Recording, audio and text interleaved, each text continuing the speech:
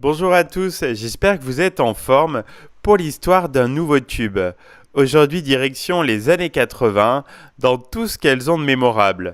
J'avais envie de vous raconter l'histoire d'un morceau qui symbolise bien le kitsch de l'époque. Si je vous dis Quel souci la Boétie de Claudia Phillips, des images vous reviennent en tête? C'est donc avec ce morceau que la chanteuse est révélée en 1987 et propulsée sur le devant de la scène. Quel souci la Boétie remporte alors un joli succès à travers l'Hexagone.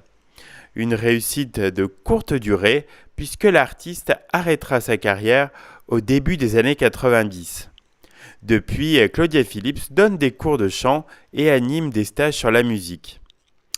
C'est donc à la fin des années 80 que le public découvre Claudia Phillips.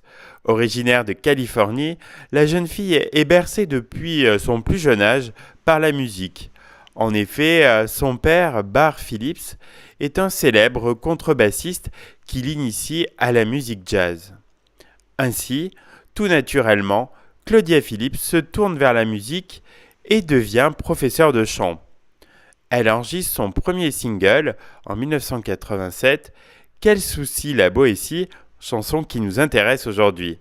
Le morceau va connaître un véritable succès dans l'Hexagone. La chanteuse surprend par ses tenues vestimentaires décalées et un premier clip au décor très kitsch.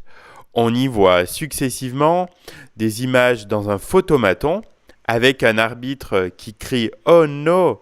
et s'arrache le peu de cheveux qu'il a, des ménagères en robe fleurie et une ribambelle de nains parmi lesquels Giant Coucou, Passepartout et Mimimati.